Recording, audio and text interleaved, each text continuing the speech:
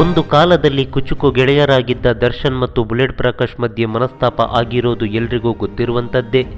ಮತ್ತೊಂದೆಡೆ ದರ್ಶನ್ ಹಾಗೂ ಕಿಚ್ಚ ಸುದೀಪ್ ಅವರ ಸ್ನೇಹ ಕೂಡ ಹಳಸಿ ಹೋಗಿರೋದು ಗೊತ್ತೇ ಇದೆ. ಈ ಬಗ್ಗೆ ಬುಲೆಟ್ ಪ್ರಕಾಶ್ ಅವರ ಪುತ್ರ ರಕ್ಷಕ್ ತಮ್ಮ ಅನುಭವ ಹಾಗೆ ಅಭಿಪ್ರಾಯಗಳನ್ನು ಹಂಚಿಕೊಂಡಿದ್ದಾರೆ.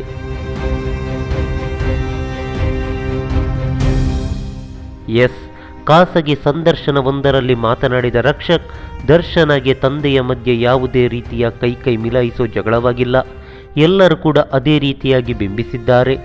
ಆದರೆ ಅಂದು ಸಣ್ಣ ಪುಟ್ಟ ಮಾತುಗಳು ನಡೆದಿದೆಯಷ್ಟೇ.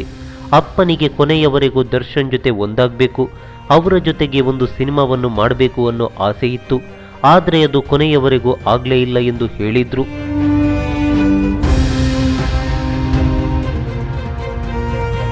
ಹಾಗೆ ಕಿಚ್ಚ ಸುದೀಪ್ ನಡುವೆ ವೈಮನಸ್ಸಿನ ಬಗ್ಗೆ ಮಾತನಾಡಿದ ರಕ್ಷಕ್, ಅಂಬರೀಷ್ ಅವರು ಇರ್ತಿದ್ರೆ ಇಬ್ಬರನ್ನು ಒದ್ದು ಮಾಡ್ತಿದ್ರು. ಆದರೆ ಇನ್ನು ಏನ್ ಮಾಡೋಕ್ಕೂ ಆಗಲ್ಲ, ಅವರ ಸುತ್ತಮುತ್ತ ಇರೋರು ಸರಿಯಾಗಿರ್ಬೇಕು ಎಂದು ದಚ್ಚು ಕಿಚ್ಚನ ಜೊತೆಗೆ ಇರುವವರ ಬಗ್ಗೆ ಮಾತಿನಲ್ಲೇ ಚಾಟಿ ಬೀಸಿದ್ರು ರಕ್ಷಕ್.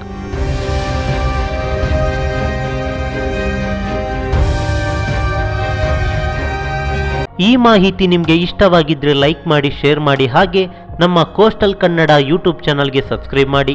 ನಮ್ಮ ಹೆಚ್ಚಿನ ಅಪ್ಡೇಟ್ಸ್ಗಳಿಗಾಗಿ ಕೋಸ್ಟಲ್ ನೆಟ್ವರ್ಕ್ ಇನ್ಸ್ಟಾಗ್ರಾಮ್ ಪೇಜ್ ಹಾಗೆ ಫೇಸ್ಬುಕ್ ಪೇಜ್ಗೆ ವಿಸಿಟ್ ಮಾಡಿ. ಧನ್ಯವಾದಗಳು.